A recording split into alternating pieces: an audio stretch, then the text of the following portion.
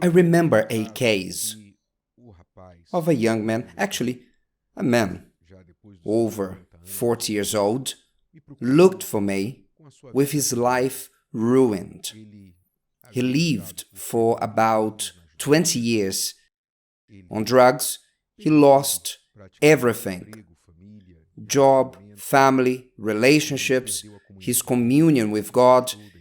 He left the church. He was trying to come back.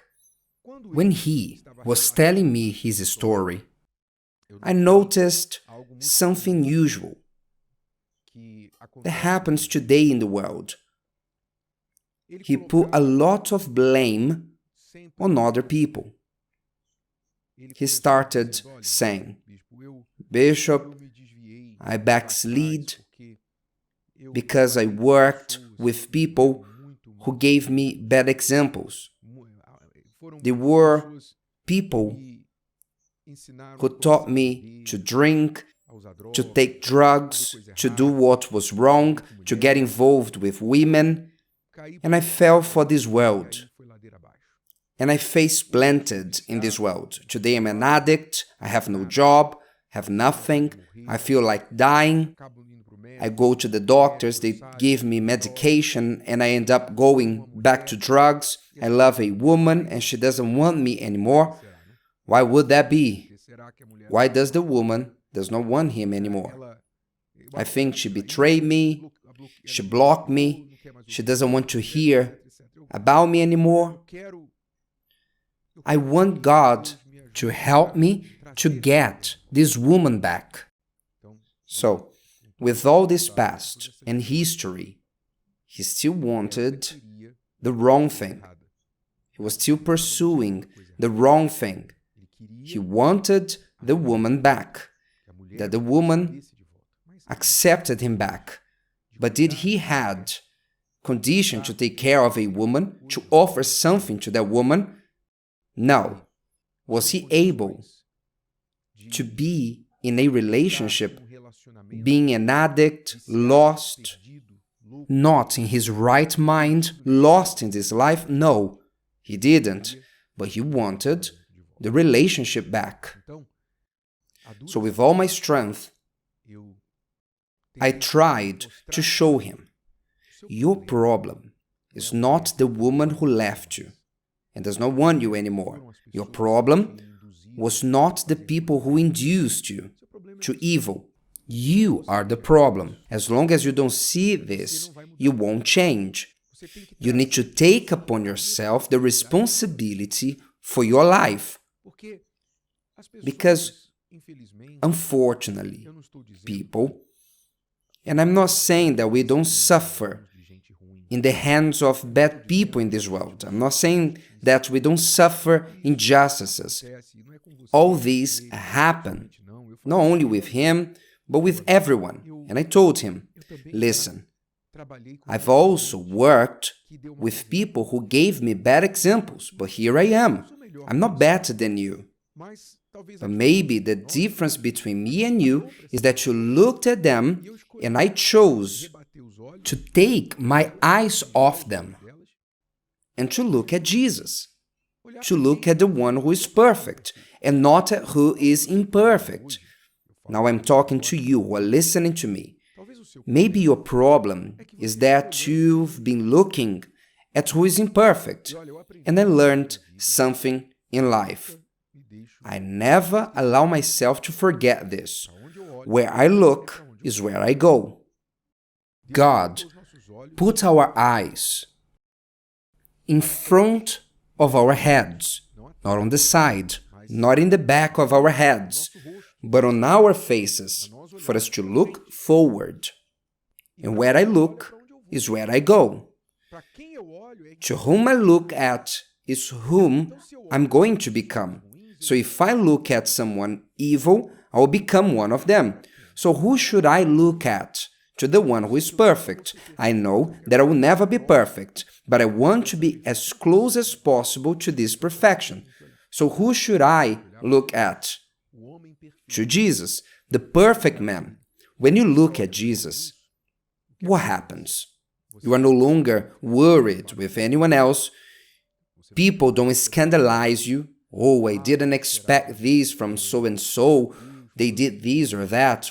What a terrible thing. No. When you look at Jesus, you only expect from him and no one else. So people don't scandalize you anymore. You don't compare yourself to anyone else, which is another great burden that you take off from your shoulders. When you look at Jesus, he shows you with wisdom, at the right time, things about you that you need to improve. And then you will improve not because you are competing with someone, not because you want to show off to someone, but because you want to please him. You need to look at him. So when you take upon yourself the responsibility for your life, you understand that changes that you are looking for, they need to come from you first. The problem is not the woman who left you, who might have betrayed you, who does not want you anymore, and you are unhappy because the woman you love does not want you anymore. The problem is not the woman, but you, who put this woman in a podium. You put the woman in a podium or a man, that's it. This person became like a god, like this young man who looked for me with his life in ruins. And what did he want? When he returned to church, he wanted the woman back. He didn't come to look for God. He wanted the woman back, so he wanted God to serve him.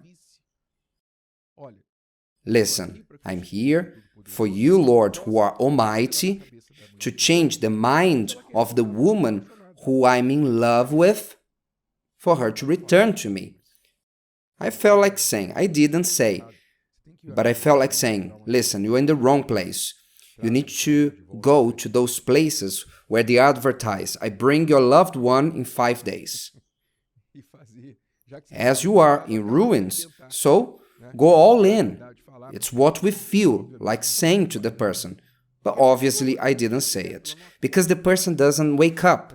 But I told him, your problem is that this woman is in the place of God. Look how you are crying for a woman who doesn't want you anymore. But why was he in that state? Because his inner state was deplorable. Deplorable.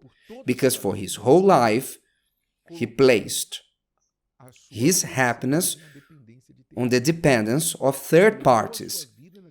He placed his life on the dependence of people who cannot answer their expectations. Friends, women, and everything else. I remember the paralytic man in the story that speaks about Jesus visiting that pool, that people were by the pool expecting an angel who will stir up the waters, and the first to enter the waters will be healed. And Jesus came to a man and said, do you want to be healed? He asked the paralytic man. And instead of answering the question, which there was only one answer to this question of Jesus, I want. Maybe if he was mental, but it was not possible for this to be the answer. He was by the pool because he wanted to be healed. It seemed to be a silly question from Jesus. Do you want to be healed? But he raised the question to take from him the right answer, the answer of faith. But instead of answering Jesus' question, what did he do? He didn't answer the question and said, Lord, my problem is, I'm a paralytic man, and when the waters are stirred up, I start to drag myself to go to the waters, but those who have better legs than me go first, and I am never healed. Then he put the blame on his legs, he put the blame on his faulty legs, he was a paralytic, and on the other sick people. Nobody gives me a chance, nobody's nice with me to say, okay, this time we will help you, this time is you. Nobody does that with me, so I'm here. So he was blaming something or someone for his situation. And when the person is in this scenario, they are deaf. They don't listen to God. The paralytic didn't listen to the question. The question was, do you want to be made well? This was the question.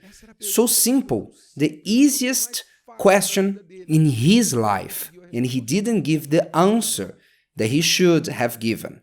And maybe you are like this. God speaks very clearly something simple for you to do and accomplish, but you don't listen. Do you know why? Because your mind is elsewhere. Your thoughts are elsewhere. You are always trying to find someone to be blamed, to point your finger at. I'm unhappy because of this person, because of this here. I'm a victim of people and situations. Stop, dear friends. Stop doing this. Wake up. Take upon yourself the responsibility for your own life. Stop looking at others and look at God. And take the responsibility to do for yourself what no one else would do. No one else would do what you must do. And take everything and everyone from your heart who might be in God's place. Because these things and people who are above God for you, that you only go to God to try to solve these things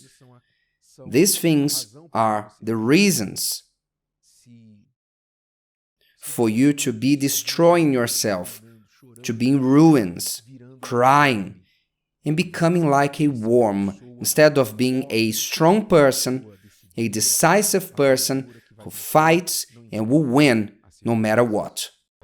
If today's video helped you and you know someone that could benefit from it, share it with them, and if you haven't subscribed to the channel, you may do so now. See you later.